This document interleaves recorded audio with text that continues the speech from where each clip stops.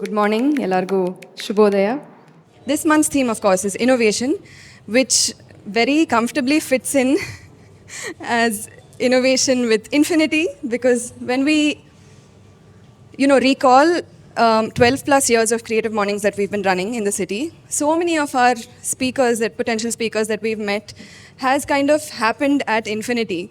A lot of these connections have happened at infinity, and we feel like this very first tea room in Bangalore has been a silent witness to so much that has happened, and slowly but surely, something that started in 2003 has become such an important part of Bangalore's fabric that we kind of don't even notice it. And that's why we wanted to reach out to Gaurav Saria today, founder of Infinity, to talk about the journey, the challenges. And he's been so open and so compassionate with us. Over months, we've been talking about how to curate the talk and this amazing breakfast that the entire team has, Gaurav and Deeksha, thank you so much for being so supportive. And I'd just like a huge round of applause to the entire staff at Infinity.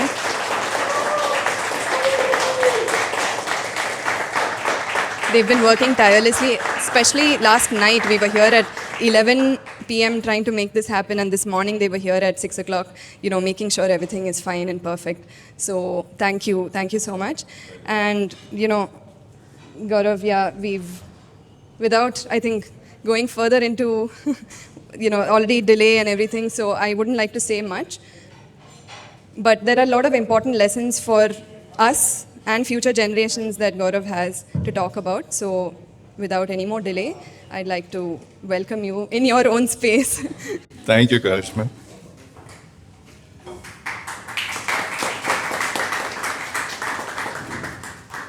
So, welcome to Infinity. And first of all, I would like to thank you for your time, because I think time is one of the biggest gifts you can give another human, and something you can never take back. So thank you for braving the traffic, getting up. Some of you might not have showered, most of you I hope have, and coming here and listening to me talk. So I hope it'll be worth your while. So basically we come from a family of tea planters. My family has been in the tea business for 90 years, and I'm a fourth generation tea planter. We make about 6 million kgs of tea per annum, and out of which 2 lakh kgs is leaf tea, orthodox tea, which is all exported. And the rest of the CTC tea is sold in India, which is also known as dust. So have you all heard the word dust when it comes to tea? What a nasty word, isn't it? Like, you could have called it anything else. You could have called it masala chai or dust, because those are the worst grades of tea which they designed for us to drink in India, and the good tea has always been exported. And that holds true even today. So all the good tea goes to Japan and Germany and America. That's the leaf tea, the tea which is good for your health, which is loaded with antioxidants. And all the rest of it, we concoct into this syrupy, milky beverage, which we have all relished just now, the masala chai, because that's what we Indians love. So now this chai, actually, this was a 6-month project for me. So again, innovation. Everything leads to innovation. Innovation is basically, I was reading up on it yesterday, what is innovation? Innovation is doing something old in a new way or doing something new. So tea is one of the biggest employers in the country, and it's always been for us a commodity. So my father, God bless the man, he's still with me. So he had the dream that we should start a chain of tea rooms after visiting Bangalore in 2001, during which time a lot of baristas and coffee days had sprouted up. So him being the serial entrepreneur that he is, he had a germ of a thought that we'll open a chain of tea rooms which will help us to sell our leaf tea production in India. And just for mathematical value, I'll give you the tea muscatel which we serve over here is a Darjeeling second flush black tea, which we sell here retail for 12,000. I buy it from my tea estate at 6,000. In the USA, it sells at 4 lakhs a kg. Yes. Under various brand names like Teavana and David's Tea and Starbucks and all these kind of companies, they buy the tea from us. Indians, us poor Indians, and they sell it for 100 times the price. And they keep all the profit. We get none of it. So earlier, India was a part of WTO, which is the World Trade Organization.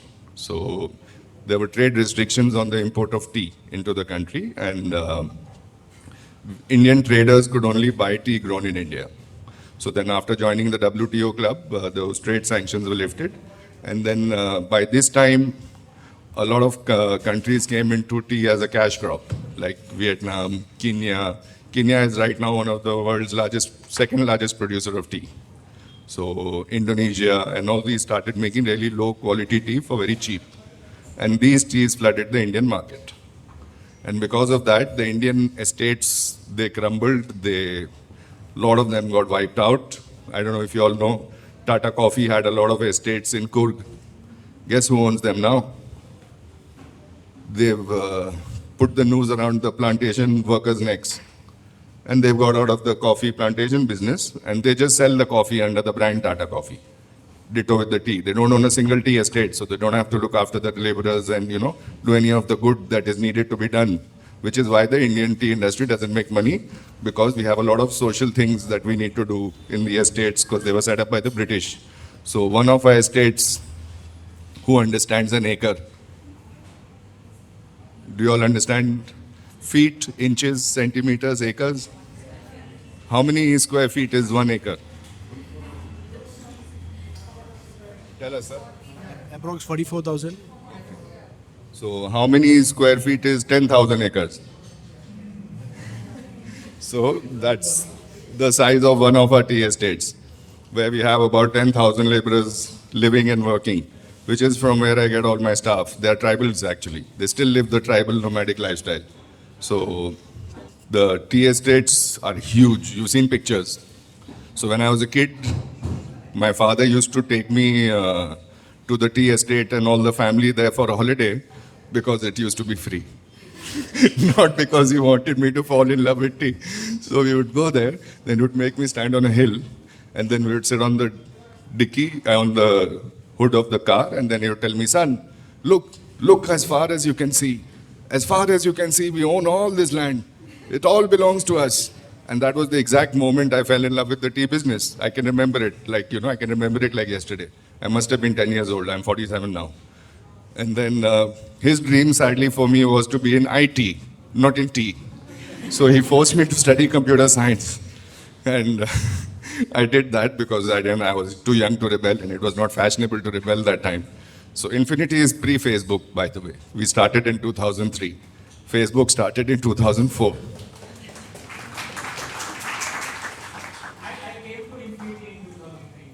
Thank you, sir. 4th July we started so that we could coincide with America. So we started in 2003 as a pure vegetarian tea room. So being Marwadis, we are Marwadis. Actually, any Marwadis in the house? No? Good. So we are Marwadis, we are a business community. I'm sure you all have Marwadi friends. So he was very clear that no, I wanted to be in music. That was something, so I gravitated towards arts and things like that. Music and reading and books and literature, that's the Bengali in me, being born in Calcutta.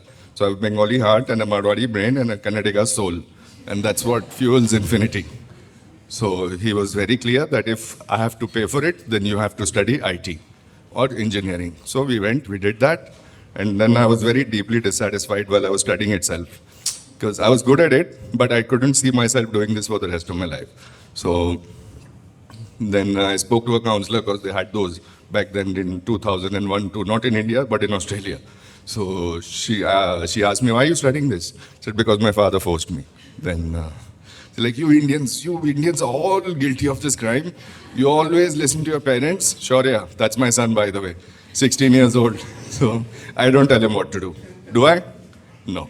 So your parents force their wishes upon you, and they force you to do this thing and that thing, and because of which you are always unhappy in your life.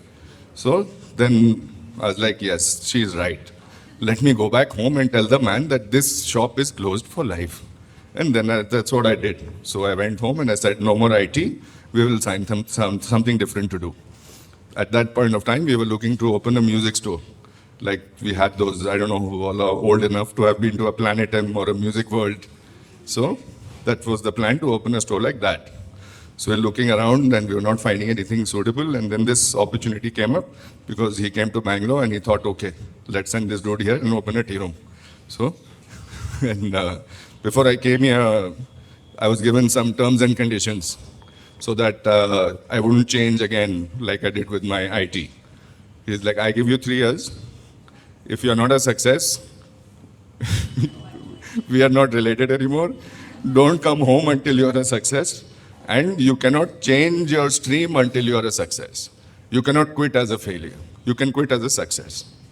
And that was 22 years ago. And we still haven't quit. So,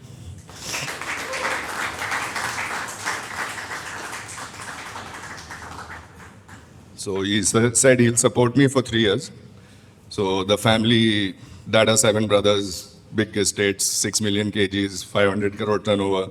So I left all that, came here, started with nothing.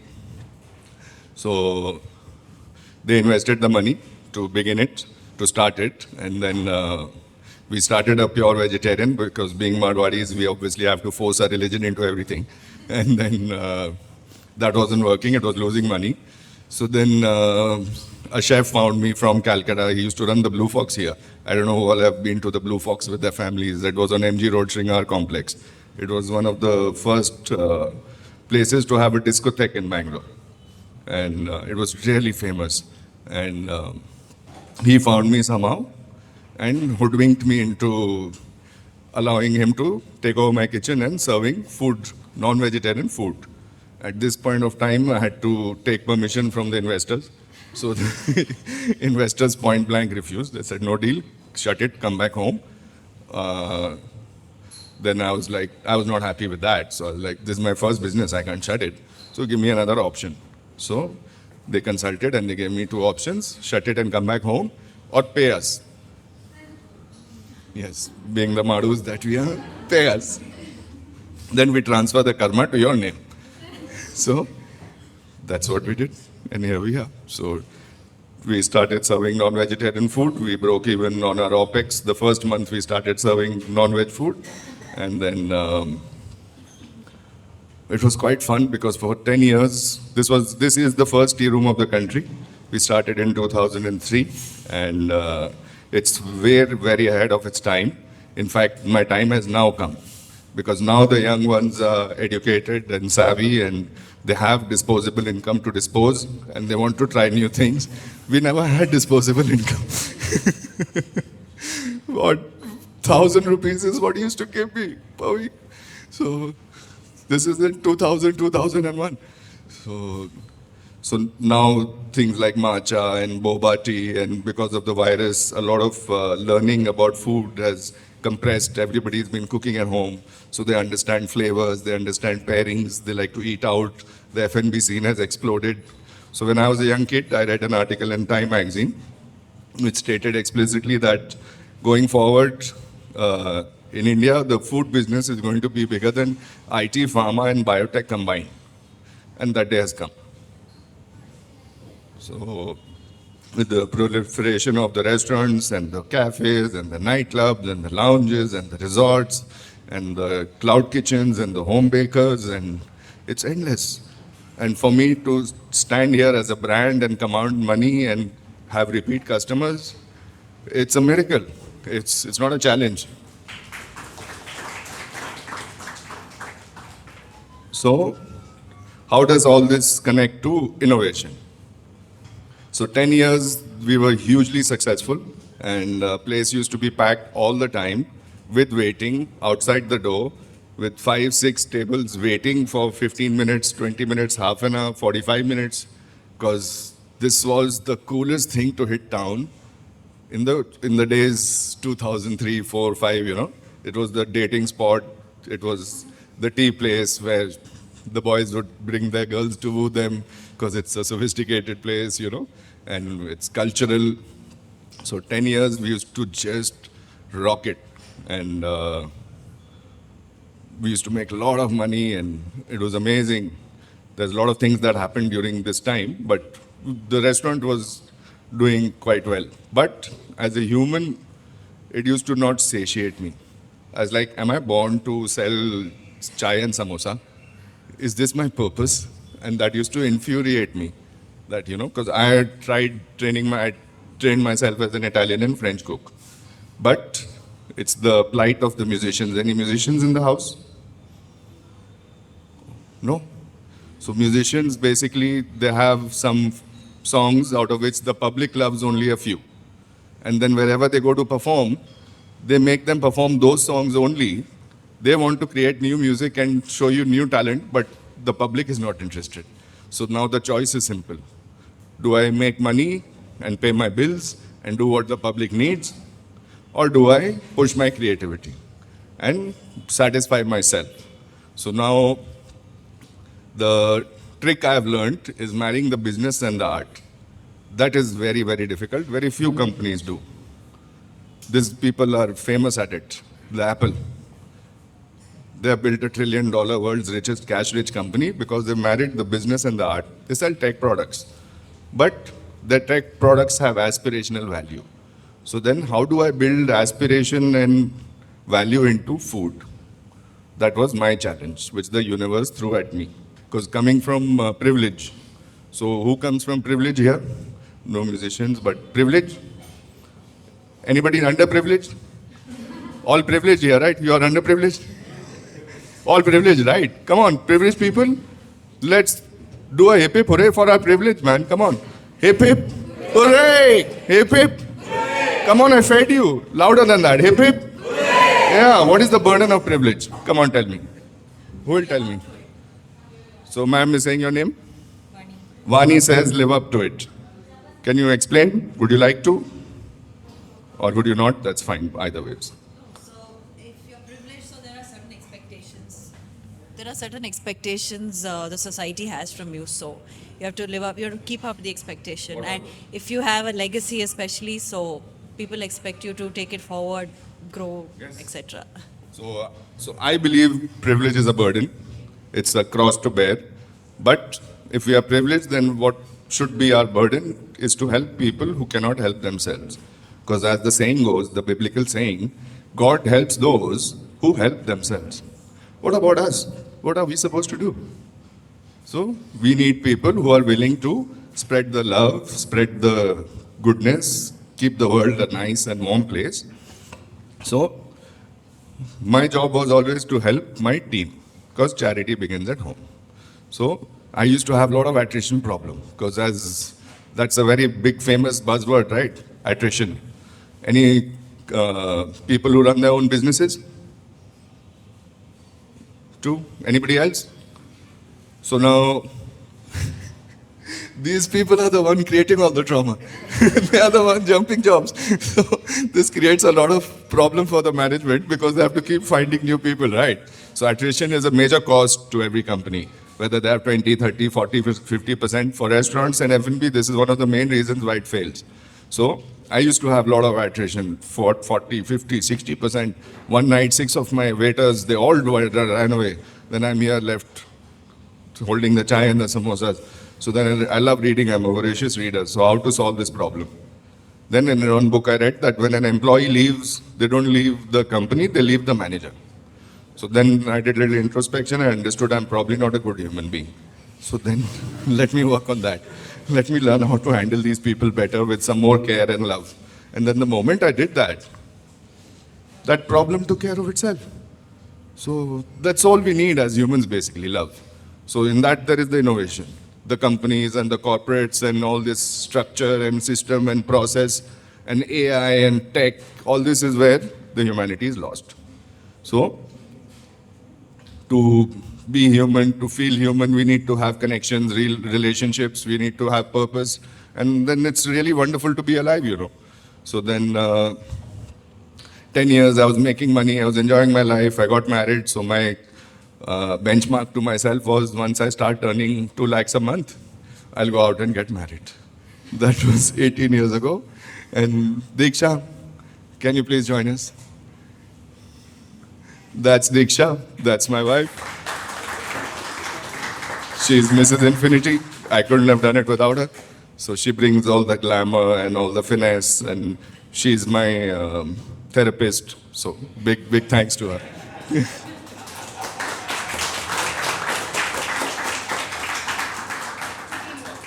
Yes, teamwork. Together, everybody achieves more. So, so we got married, and so the year we got married, my family, my father decided to open 5 infinities in Calcutta, which is where I'm from.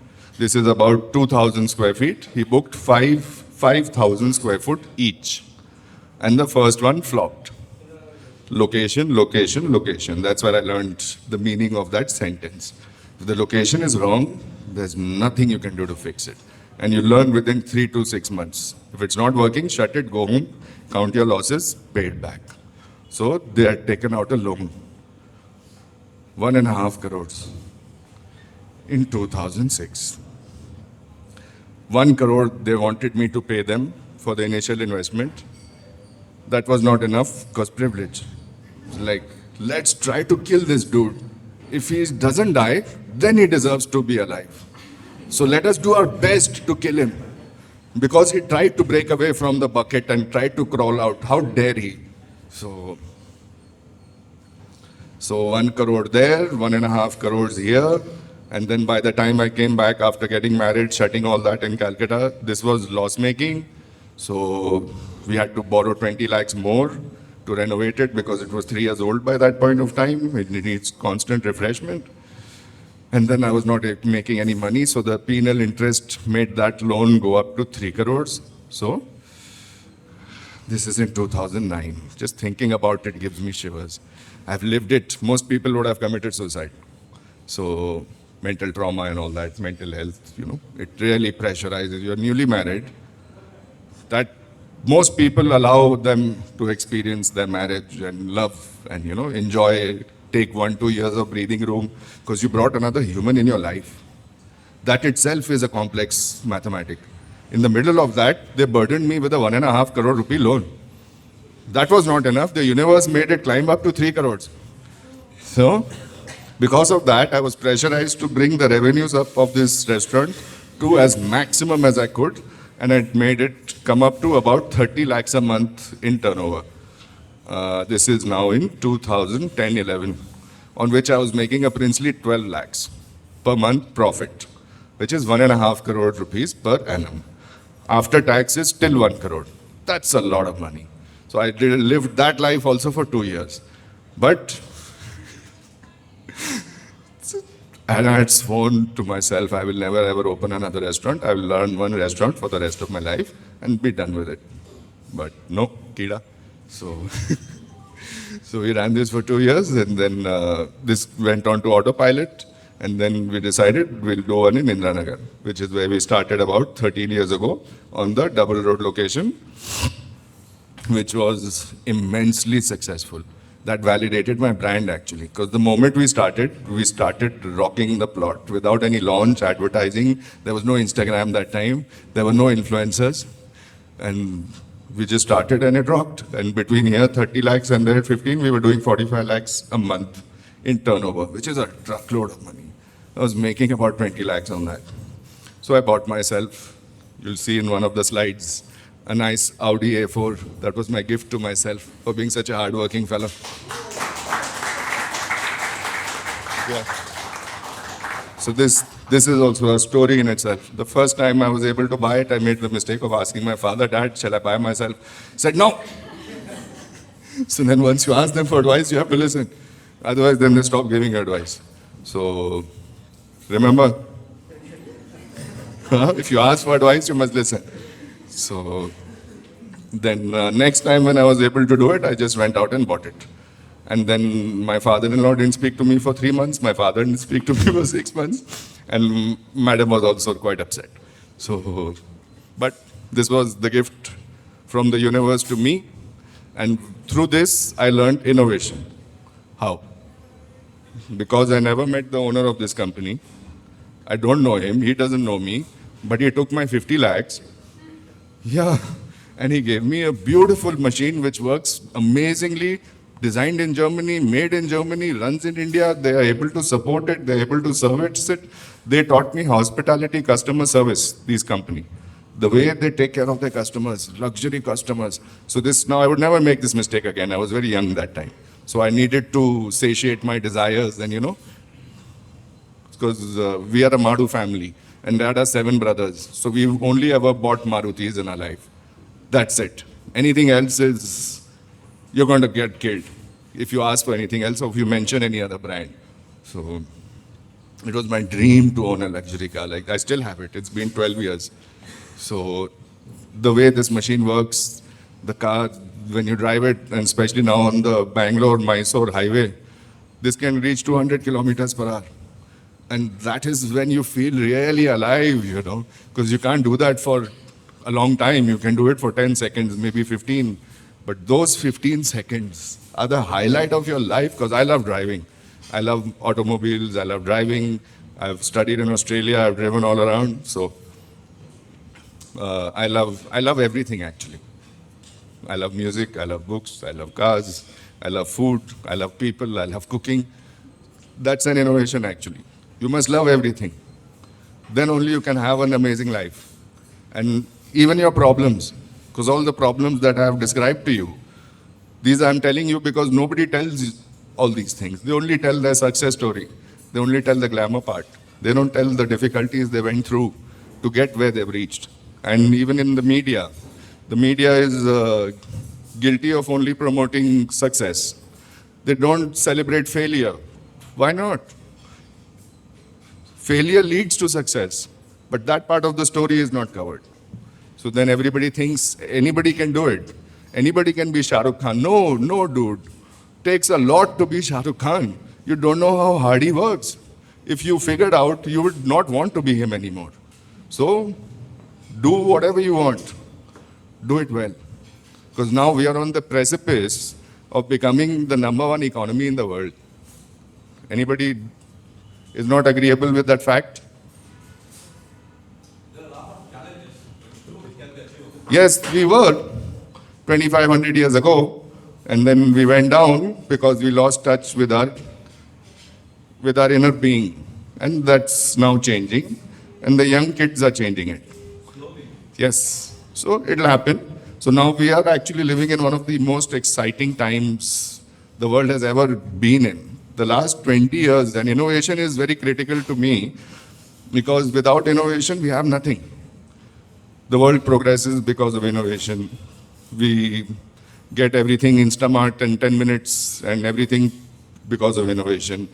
We are able to communicate with people all over the planet because of innovation. When I was studying in Australia, it used to cost 120 rupees a minute to call home, which is like nearly $1, just to call for 60 seconds of voice. My father was not ready to talk to me. He would lose it. If I would call or he would call, because he'd be paying the bill, he would lose it. Yes, Dad, because I'm there all alone. I need some support, some emotional support, some familiar voice to talk to me. Not ready to do it. Paisa lag raha, phone rakho. Thank God he has drilled all this into me, because without this kind of stinginess, I really respect stingy people. Because if you're not stingy, then you're going to be poor. Being rich is difficult, being poor is difficult. You have to choose your difficult. Nothing is easy. So shall we talk about some more slides? We can flip through a few things. And so we did a tea tasting at Goldman Sachs.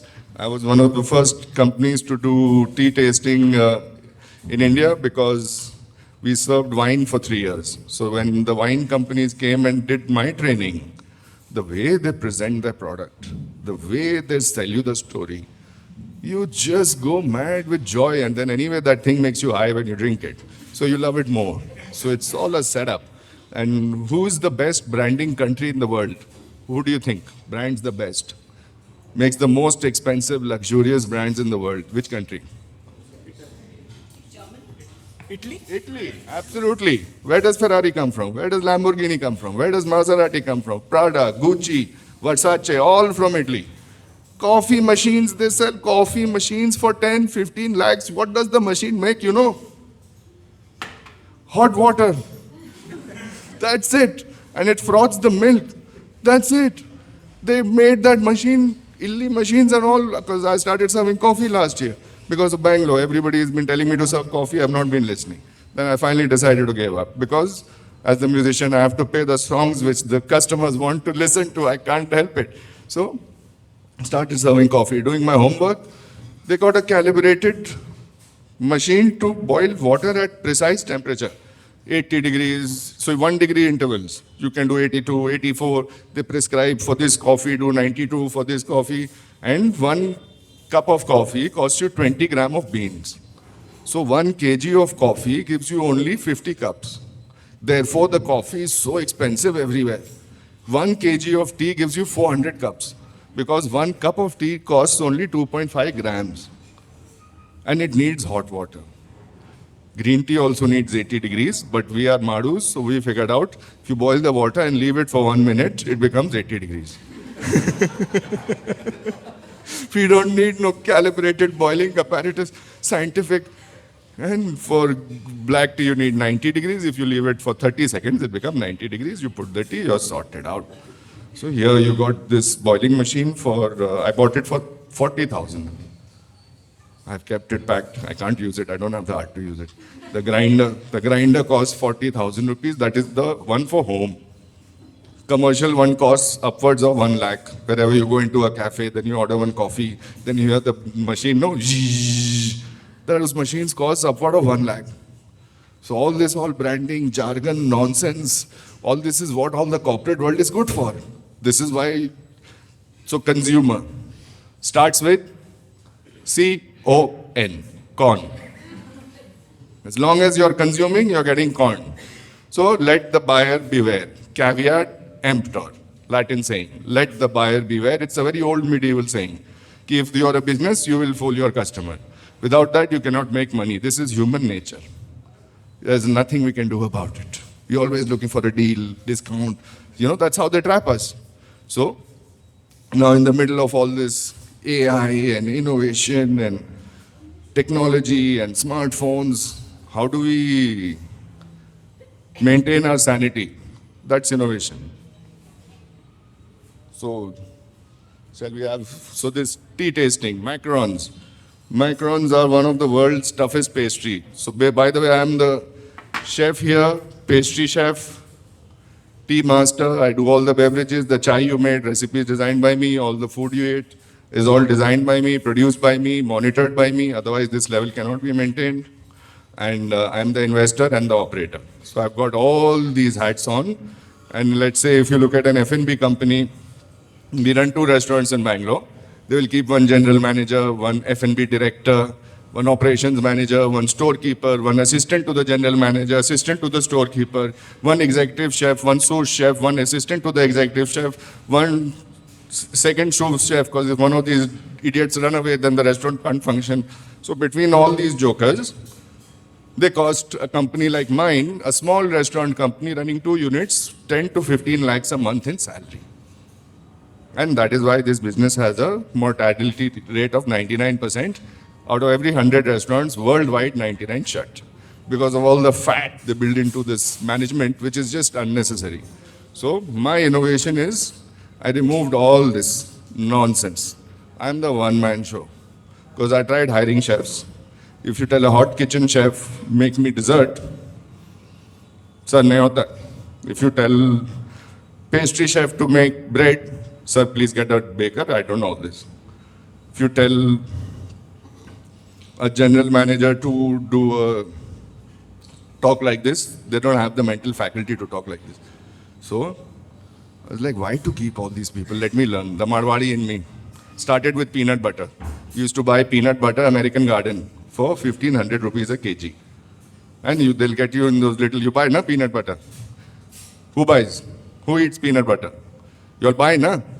Which company? Which brand? Tell? Whole truth. What's the price? I think it's 300 or something for the small. For how many? 100 grams? I think so. 150. See, consumer. So 300 rupees for small bottle means 150 grams. 150 into 6 means 900 grams. 300 into 6 means 1800 rupees. He is paying 1800 rupees per kg for peanut, which costs 100 rupees in the market to buy per kg. So I read somewhere, so I used to buy peanut butter. That all you need to do is roast them a little, skin them, and put it in the blender and blend it. They contain natural oils. They will butter themselves. So I used to think, the fool and the uneducated person that I was, that you have to put butter in peanuts to make peanut butter. And it must be a factory process, because how can they run a company? American Garden runs Skippy, it only makes peanut butter. And it sells worldwide. It's a multinational. That's how stupid people are.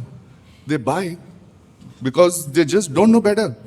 And convenience. So innovation leads to convenience. Convenience is our enemy. So convenience should be your servant, not your master.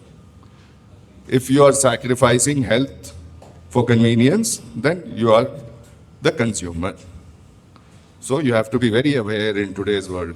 What are you consuming? What are you eating? What are you putting in your body and your mind? Because your mind is where the energy is. So does body control the mind, or does mind control the body? What do you think? Body controls the mind. No, I've discovered body controls the mind. Breath, absolutely. So that's body. So basically, I've been into fitness since the last 6 months because I'd become a little lazy and overweight, and this is the burden of privilege. So you lose track and you lose purpose. So then, thanks to this young man, children, we cannot teach them anything. We cannot tell them anything. They just copy who you are. So he became lazy. He became chubby, and that because I have been always an overweight kid. Being a Madhu, I was 110 kgs when I was 18 years old. I've lost weight 4 times in my life. So there's innovation in that also. How to lose weight and how to keep it off. Because I'm sure everybody agrees it's very easy to lose weight. For some people it might not be, but for some people it's easy to lose weight. But for those same people, it's very easy to get it back. So 4 times. I've lost weight, it comes back. Lost weight, comes back. So this time I innovated. Like, no, I will not let all this effort go to waste. Because now I've been at it for 6 months. Takes me 1 month of overeating and I bloom. Because metabolism is very high. So now how do you make that your servant? You be fully active all the time. You don't rest. And then the moment you lie down, you pass out. So that means you've lived an amazing full day. And then when you do this consistently for 6 months, then the body controls the mind. Then you can't give up, you can't quit, you can't start eating junk and eating garbage, because garbage in, garbage out. And for corporate people, that is very important to understand. How do you bring 110% to your work every day? That's innovation.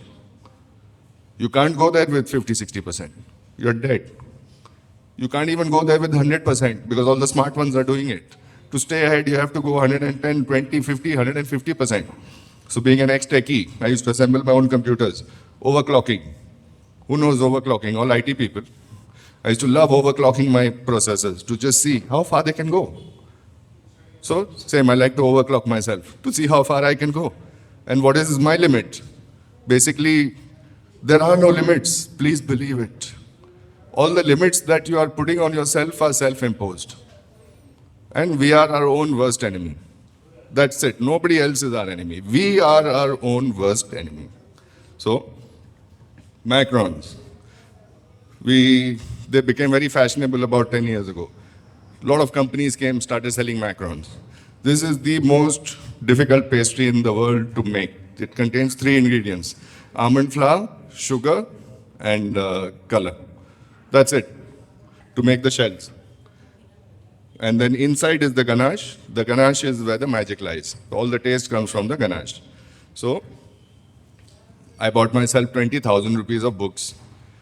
And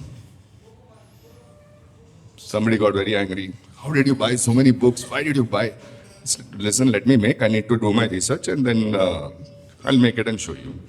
Not happening, not happening, not happening. 2 months, 3 months, 6 months, 1 year, 2 years, not happening. They'll rise, they'll not get the skirt. You need the skirt, it needs to be glossy, and it needs to hold its shape, it needs to be crisp outside, chewy inside, then that's the perfect macaron. This is the true test of any pastry chef. So then the scientists in me, it's happening, but 90%, it's not getting perfect. Now, before it's perfect, I'll not release. So what to do? Then I figured out that my oven is too hot and I need to put one layer of insulation between the oven and the tray in which I'm baking my macarons. And that did it. And we've been selling ever since. They have a shelf life of only 1 day. So the day you make them, you must eat them. That's when they're at their most delicious. After that, next day, 50% down. After that, another 50% down. So a lot of foods you can only eat the moment it's made, the moment it's harvested, it's plucked. So seasonality is very important. You must try to consume seasonal as much as you can, because Mother Nature is the best chef. Whatever she is cooking in abundance has high nutritional value. And whatever we are buying out of season is devoid of nutrition. So we cracked the macarons. And that gave me real confidence that I can do anything. If I can make macarons, I can do anything. So then we are here doing tea tastings at colleges. We've done it at Pesset, at Christ, at a lot of colleges, because they don't have a tea program in the country anywhere, in any hospitality college.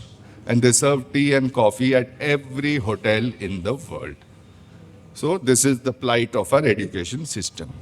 They make us ill-equipped to deal with life. So this we did at Indiranagar when we started to popularize Indiranagar. This is my fitness journey.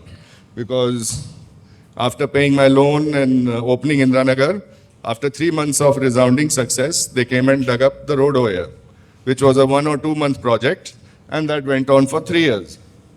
And during which time I lost 1.5 crore rupees more, keeping this restaurant open. So from 12 lakhs a month profit, it came down to 8 lakhs a month loss. And that time my Indiranagar was on autopilot because we had enough staff. So because I used to get very tired coming home. After running this and going to Indiranagar, I used to get physically very tired. And then the question to myself was, because I always wanted to make this a worldwide company, if you are not able to run 2, how will you run 20 or 200? So you better fix whatever is wrong. So then I repurposed my life into fitness. I promised myself, I'll die poor, but I'll not die fat. So more tea tasting pictures, and yeah, we can go through more tea tastings. Omelette. This is one of the most difficult dishes in the world to make. Now, whenever a chef comes to me for a food trial, I tell him, you give me $100. I will give you 2 eggs, a pan and a little bit of butter to cook the eggs. If you make me a French omelette, authentic French omelette, I'll give you $100 back, and then we can talk about a job. Otherwise, that $100 is gone. I'm not refunding it to you, because you wasted my time and my money. They're not willing to gamble $100 on their culinary art. That's how much confidence they have. Because this takes a lot of skill to make. And you need to be able to control temperature and texture. And unless you can do that much, you can't be a chef. Then what does that make you?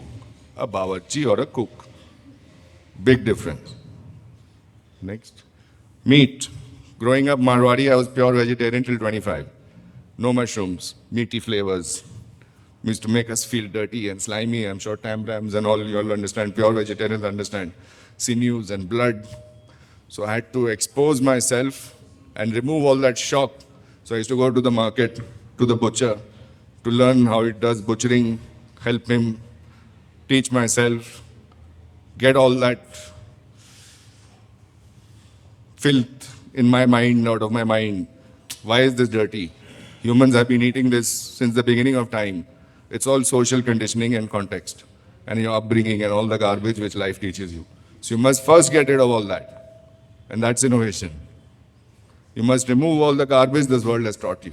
Then you can experience yourself. Otherwise, you're just listening to your parents or your teachers or your friend or your spouse or whoever you listen to. So, you have to first be independent. You have to stand on your feet. You have to take care of yourself. You have to pay your own bills. If you are blessed, you can take care of other people. So, then you can innovate and bring new things into this world. First, we have to remove the muck which the world has filled you with. Next, masala chai. This is the first photo shoot we did with a professional photographer. So that's when we saw how beautiful our products can look. We had never seen it through these eyes. Again, more photos from the photo shoot. Tiramisu, the first dessert I made in my life. We used to buy a lot of tiramisu and sell it. And then the chef, we parted ways, and then he couldn't make it anymore. And the customers used to force me to give them. And then I had to learn it, and that's how my cooking started 22 years ago. Some tea tasting we've done for Japanese people. With them, I discovered that they've stopped drinking tea. They only drink tea bags. What a tragedy. A barley salad. I love working with difficult ingredients because that's innovation. Indians hate beetroot, they hate barley. So you've got aubergine, you've got spinach. I've used spinach as a lettuce, that's innovation.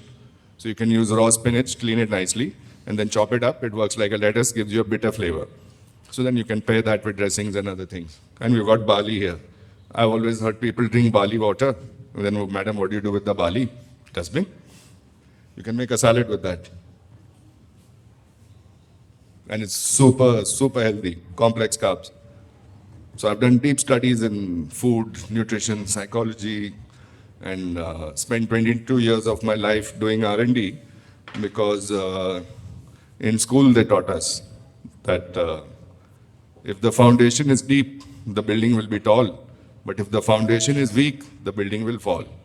And that's just drilled into my mind that, you need to have a very deep understanding of what you do. And then you can do it well. And that takes time, unfortunately. It took 4.5 billion years for us to be here and have this conversation. So if you're taking some time in your life, don't be stressed about it. Everything good takes time. Be invested and forget about the result. This is what our spirituality teaches us. Do your karma and forget about the result. But do it to the best of your ability. We served wine, as I told you. So we had 3 years we were serving wine, and then the virus came. I paid back my loan, and then I got trained. We did wine. 3 years in Indranagar, we were very successful. Then the year we got it here in 2019, universe blessed me with the virus in April 2020. All of us, not only me. And then you have to give back. So we work with this school called Bhagirathi in Coxtown, where they bring differently abled children. They go and pick them up from poor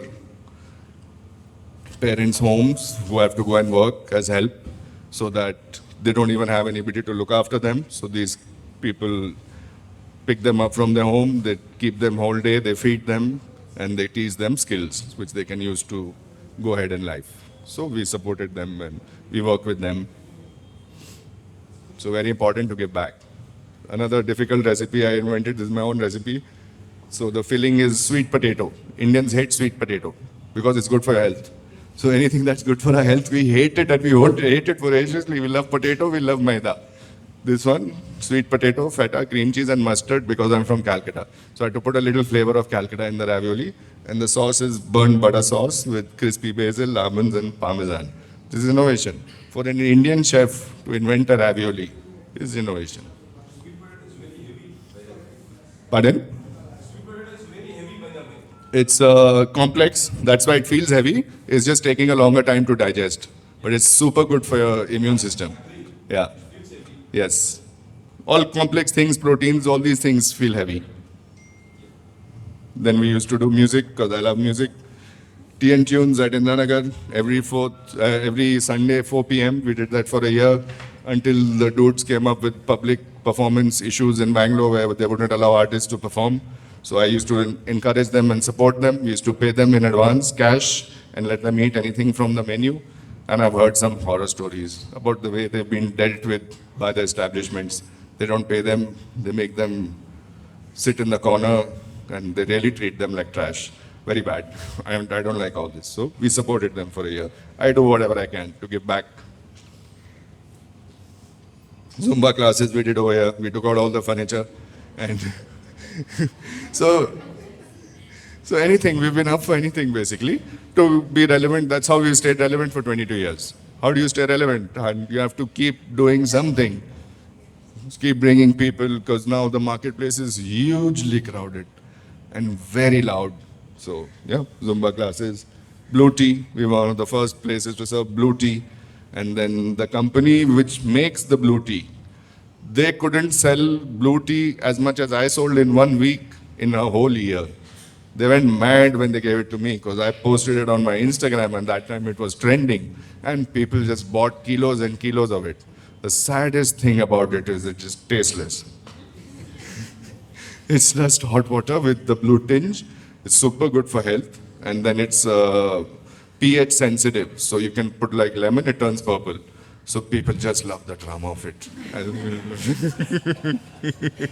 And it's known as Shankar Pushpi, which is grown by people at their homes here, down south. And we were retailing it at about 16,000 rupees because we were buying it at 12.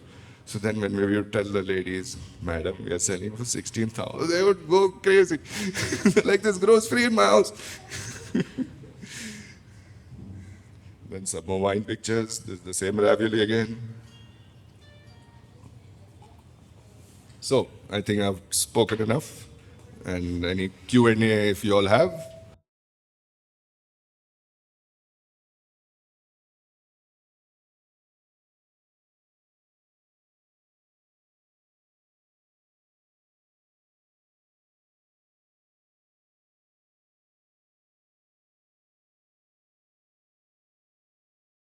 Hi, my name is Suman. So I imagine that the kind of the landscape for starting a business, restaurant, or a place that sells beverages, teas primarily, has kind of changed since you first started. If somebody were thinking of, I don't know, being interested in something similar, what do you think that they would need to most take into consideration now, other than location, like you mentioned before? And kind of how has that landscape shifted from when you first started? Good question. So, in 2003, it was a different world completely altogether, like 20 years ago. You can't even imagine. And I had put an ad in the classifieds for looking for a team. And we had 500 people coming to my restaurant to apply for the different positions. One small classifieds ad. And after about 3 years ago, I tried the same trick.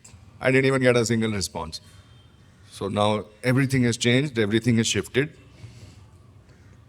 And now the food, the people who eat the food are very aware and very understanding of food. So now the problem happens is, so now you watch movies, right? How many movies actually leave any memory with you? And how many movies do you actually like out of all the various ones you watch? So it's very few that strike a chord, that strike a nerve, which make you feel, which make you think. So whatever business that we do, whatever we produce, content, food, family, company, must be done to the best of our ability. So how long that process takes is that's an individual journey. That is something for you to discover. And at what level you want to play at is your choice. There are different levels. Like, for example, I'm sure all of you know Meghna Foods, right? You all have eaten Meghna Foods and Empire and Imperial. Per location, they do a turnover of 1.5 crores plus per month. That's the volume business. So, and they mint money. So, but I would not be caught dead running a company like that, even if it was gifted to me for free. I know them, I know the owners. Their PAT is profit after tax is about 50 crores. But I wouldn't want that money on my shoulder because all the money comes with karma. That's the beauty of this universe. The money comes with karma. So what kind of karma do you want in your life is what you have to understand.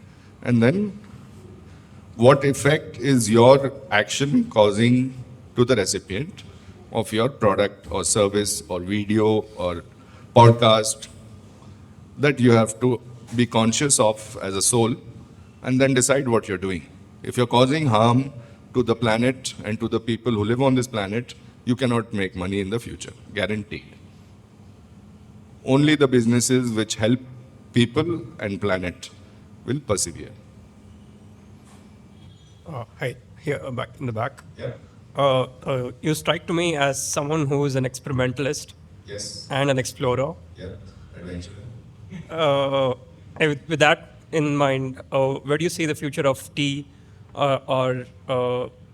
especially tea, because it's what gave you the roots going forward? Like, where do you see it in a decade or something like that?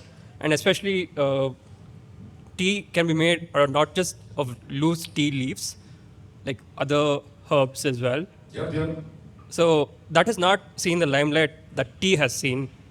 So, your name? I'm Kiran. Kiran. So, amazing question. So, there is tea and there is chai. And Indians are confused about it. They are not the same. Tea is not chai. Chai is what you had in the kullad, milky, syrupy concoction, which is really tasty and yummy. It's like a dessert basically, because it's cooked in the kitchen, it's not brewed. And then there's the tea, which is the water-based teas, which are green, black, oolong, and herbal and fruit. So these teas are all good for health. These teas are not sold in the country. This country drinks only chai. And the chai they drink for the sugar, not for the taste of the tea. Because once you're done cooking it, there is no taste of tea in that. There's ginger, and there's cardamom, and there's saffron. But there's no tea in that. The tea is only there to lend the color and the caffeine. So if you want to taste tea, then you need to have the leaf tea. But this leaf tea phenomenon is exploding in this country because of the young people. The young people of India are too good. I really love them. They are intelligent, they are educated, they are savvy, they are traveled, and they refuse to make the mistakes their parents have made. They have seen them live lives full of misery and awkwardness and no love. So they don't want to do it. They don't want to get married. They don't want to buy a house. They don't want to buy a car. Roam around, enjoy the world, explore yourself. Why not? So the young people are what are going to consume the tea, like bubble tea, boba tea, herbal tea, matcha, chamomile. A lot of people are having sleep issues. They drink chamomile at night. We sell original flowers of chamomile. Peppermint. Everybody has a cold and a cough in Bangalore all the time. So I recommend them peppermint tea. I feel like a doctor, because they keep coming with ailments and I keep prescribing them food and tea to have. And then they go out immediately feeling better, because before all the medicines came around, before all the bullshit science came around, we used to heal ourselves with jadi booty, herbs, and that was it. And these things have no side effects. So they work immediately on our primal system, on our immunity. And we are shocked. Oh, what happened there? Why am I feeling better? They are not used to having natural things and healing. They are used to popping pills and healing. So, the children will save us. My name is Shweta. Hi. So, question that when you started, tea was not a very, like you said, chai and tea, right? So, because of course, it's an expensive place from a normal place that you would go to as a chai Yeah. person, right? So, two parts of the question. When you started, how did you think that tea versus chai, were you planning to educate people around it, and how you thought you would differentiate yourself from what people sell, or rather people probably didn't even sell at that time, right? That's one. And the second part is that now lately, at least what I have seen is coffee has boomed a lot, like in the last 5-10 years, and probably tea wasn't, again, it's from my perspective, that tea is not seen as that fancier and connoisseur kind of a thing. So what did you do to keep up to that, so that people still get drawn to tea, or people are still, wanting to explore tea as an option of beverage? So when I was starting out, my father gave me management guidelines that what path should we take. Anybody has read Robert Frost's poem, The Road Less Taken? So that was very taught to us in school in Don Bosco. So that had a very deep impression on my mind. I always wanted to take the road not taken. So Daddy taught me that either you can sell, to earn 2,000 rupees, either you sell 100 kgs CTC at 20 rupees a profit, per kg profit, and you make 2,000 rupees, or you sell 1 kg of fine Darjeeling tea and make 2,000 rupees profit. Choice is yours. And guess what I chose? So that was drilled into me from the beginning that we are a tea company. That's why we chose the name Infinity from a list of 30 names, because I dream of this in London, New York, Tokyo, in Milan, in Paris. Why not? So we didn't want to call it a chai or a chai point, because that chai is chai. Tea is tea. Chai is samosa, kachori, gujia, dhokla, fafda, khakra, all those chai snacks, which are all refined fried carbohydrates, not good for you. And then tea is tiramisu and scones and tea cakes and salads and petit fours and crustless sandwiches. So it's automatically Victorian, it's pretty, it's dainty, it's designed with feminine energy. So chai is like a very roadside beverage. It has been made because it's parallel to filter coffee. Filter coffee is not real coffee. It's burnt, it's scorched, and it's loaded with chicory and God knows what all they put in it. And then you have to dilute it with sugar, otherwise you won't be able to drink it. The moment you touch it to your palate, you'll vomit if you don't put sugar and milk in it, because it's that bitter. So to cut that bitterness, we are putting sugar. So the future is very great. But there is tea and there is chai. Chai needs, so it's like I've learned in selling. Ravioli I have to sell. I have to make you understand what is ravioli, how is it made, which country does it come from, why should I pay so much money for six little dumplings. So pav bhaji you don't need to sell to an Indian. Samosa you don't need to sell. Pav bhaji lao, samosa lao, ravioli kya hota hai? So chai sells itself. You don't need to do anything to worry about it. The market is for tea. So if you want to make a business, do tea. I'll teach you. I run an open source food company, by the way, being an ex-techie. So anything you want to learn, any recipes, any know-how, I will teach you. Myself. So more than welcome to reach out to me on Instagram or email.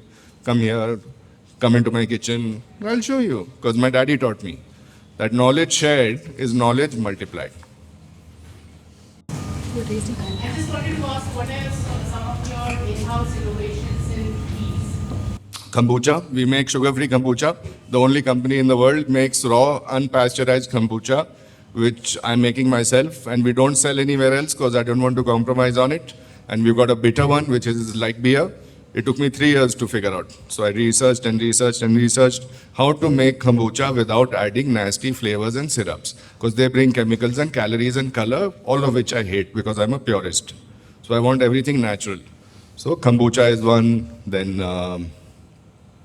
my kesar chai, kullar chai, this is what you had, is from my childhood. We used to get this in a dhaba, in Sharma Dhaba in Calcutta. Dhaba still exists. They still serve this kesar chai. So it took me 6 months to figure out how to recreate this taste in Bangalore, because this cooler comes from Kumartuli, where they make the Durga idols.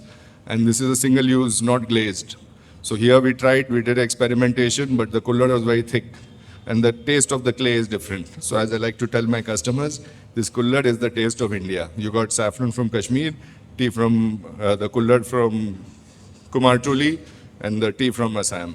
Combines to create the flavor of India. Many more, I can go on. Hi, I'm Swati. Hi. You spoke about pastry making and about luxury goods. France is called the pastry capital of the Yes. world, and Italy is known for its luxury goods. During this journey, were you able to meet someone or visit any of these other countries, and were there any lessons learned in terms of how they do it there versus we So do? not yet, I'm looking forward to go, but somebody has to pay for it. I'm not paying out of my pocket. So we'll see. I don't care, because now there's no need to go there. Everything is available online. And I'm a techie, so you know. And I can't leave my restaurant. That's the problem. I need to cook, I need to be here, I need to take care of my guests. So I love it. Yes, sir. Is there a possibility to sell Indian dishes in the European countries? Is there a possibility to sell? Sir, in chicken tikka is a national dish of UK. Yeah. Butter chicken, they have more Indian restaurants over there than anywhere on the planet. It sells so just by virtue of numbers, between India and China, we are half the world. And Indians are all over the planet. So Indian restaurants are all over the planet. It's like there's a Chinatown everywhere, there's a India town everywhere. Because I studied in Australia, I saw all this. And yeah, so There is a ample opportunity over there. 100%. In fact, there's good money anywhere in the world. So F&B. F&B is the world's best business. There is no recession, sir. People pay in cash. The customer says thank you. Once I give you a good meal, you'll pay me and thank me. That's the best feeling in the world. But provided I deliver. If I muck it up, if the food is late, if something is not tasty, then you're going to give me a review and a sounding. So you have to make sure you deliver excellence consistently. So I came to Infinity in 2003 September. The most, you had that Darjeeling first flush with the timer, Correct. fan timer. Still do. Yeah. You had that old decor that time, all the words ending with T everywhere, right? From restroom to all the posters. Do you have photos of those? Yeah. The first one? Sure. I would love to see. I had my first date here actually. On the bar stool there, you had a bar stool there and a high rise. Where is madam? I don't know, she's married somebody else. You had a bar stool there, and I'm not a much of alcohol, and we used to come on Saturday evenings and have tea Nice, there very with nice. a timer, Yeah. and we didn't have internet or mobile that point of time, so I don't have photos or selfies. Let me see. I'll have a look. Yeah, so that's nice. And that's nice memories I have when it first opened. My question to you is, after that has opened, you've taken several roles apart from, we know that I was not aware of you, I've not seen you as of now, first time I'm seeing you, but we were well aware that you are a tea estate owner of, and you opened the shop, and that's how you could source very good quality tea and all those things. But in F&B, I see you saying to me that you invented yourself as a chef. You discarded the whole F&B system. You reinvented those. And there's a lot of challenges there. You have reinvented yourself and the restaurant many, many times. How do you think, did the finances force you or your internal self? Like you mentioned about that macaroon, isn't it? The macaroon itself, your turnaround time to make it perfect was around 3 years. Okay. That's a really long time for one particular item to be on the... Yes, most people quit.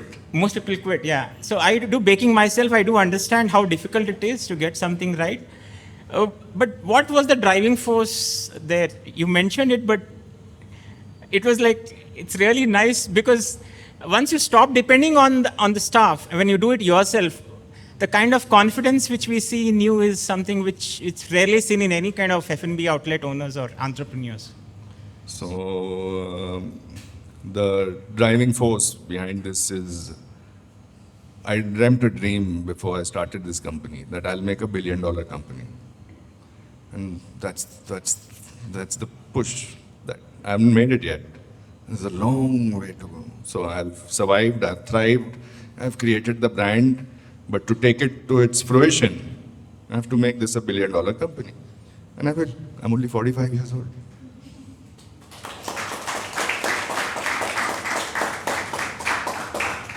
Yes, ma'am. So I just wanted to ask this question because in corporate or in any event, we see coffee has made its place, like, an elite drink. You're like, and I don't see tea anywhere. Like it's making its place. But do you see a possibility that, like, if we see coffee is like equal to a work culture or a hustle culture, like that, like, do you see tea making its place there? I have staked my life behind it, madam. So the thing is, now, tea is boring. It's taken for granted. It's like how husband and wife take each other for granted. Like, chai hai, theek hai, kya hai? But so tea is boring. And it's boring because the industry people who own the companies have done nothing about it. They've kept it boring because they make so much money selling tea. You should see the lifestyle that people have, the tea estate owners. As I told you, there are 10,000 laborers in my tea estate. There is a hospital, there is a school, there is a river. We have to pay for all this. So they live like modern day kings and queens. It's really unbelievable. So then why would that kind of person who is so comforted and so sorted in life try to do any innovation? What for? It will disturb the apple cart. Comfort is your biggest enemy. So the moment you are comfortable, so that's a big kida in my life. The moment my life becomes comfortable, I mess it up. because I know now I am getting into complacency.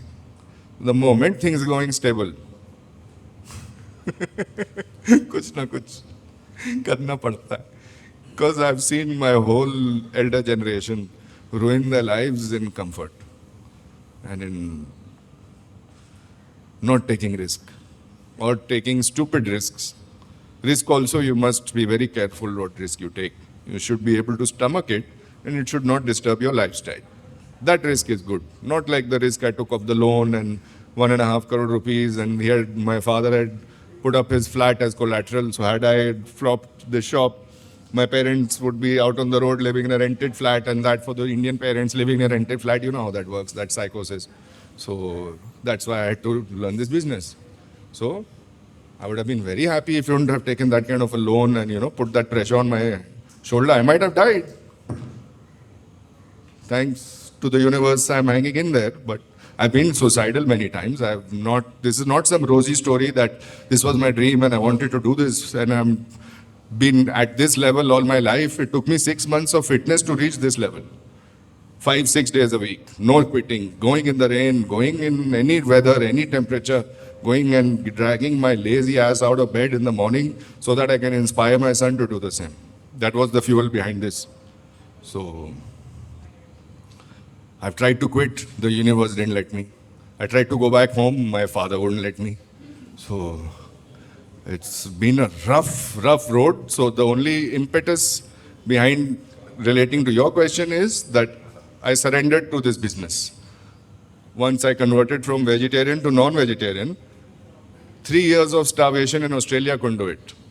I would starve over there. There was no vegan food, no vegetarian options. One lasagna, one burger. You go to Indian restaurant, food costs thrice as much. As a student, you can't pay that kind of money. So I used to starve. I used to drink milk and survive. Still, I wouldn't eat. And then here, because of this business, like, bro, do whatever it takes. Otherwise, you're back home and then they're going to kick your ass for the rest of your life. Saying, we told you so, don't do. You are an idiot. You still did it. We supported you. Now you better shut it and listen to us for the rest of your life. Like, no. Jo karna hai karega. Surrender. No religion. No personal prayer. Like, I have sacrificed. After I started Jindanagar, my friends, my family, my Friday nights, my social life, my holidays, my family weddings, I don't go anywhere because my customers need me. They value me. They appreciate me. They pay me money. While I go to you and listen to Gali from you. So, surrender. Whatever you're doing, surrender.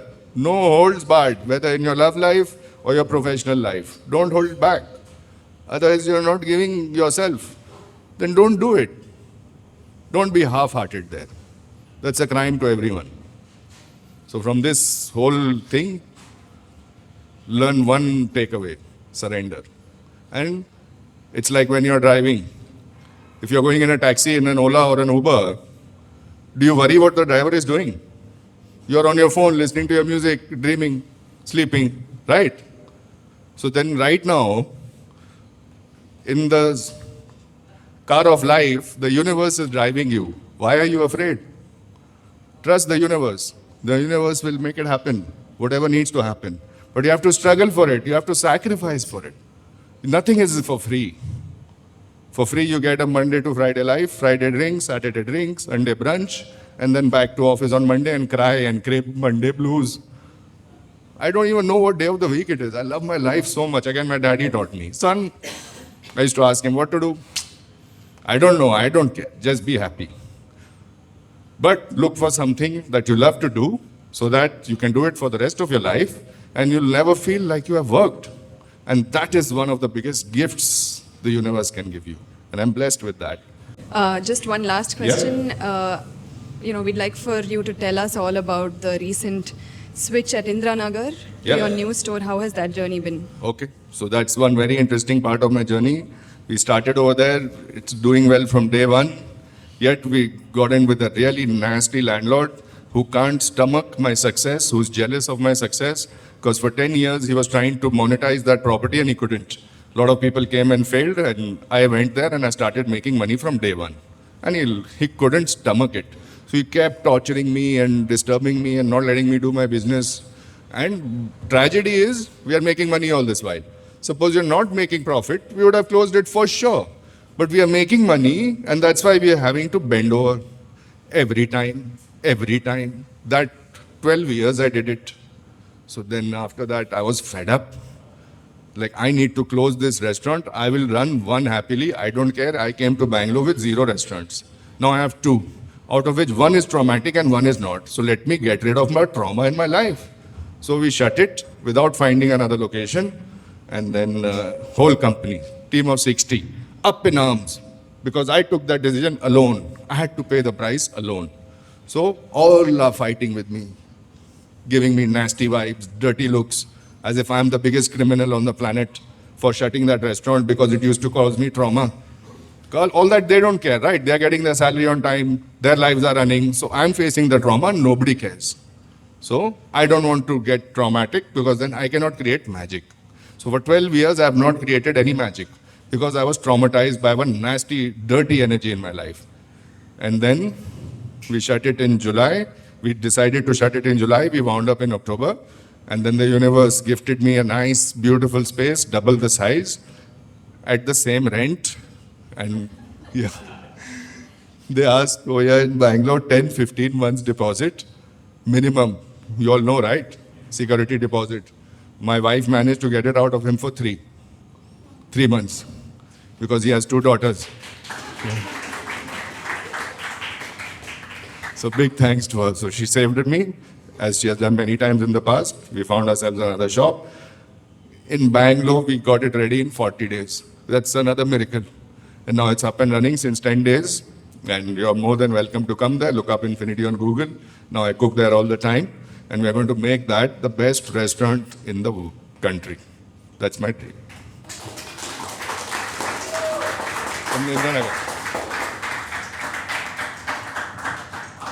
What a great way to end the year, and I think the much needed push that we all appreciate to start a new year.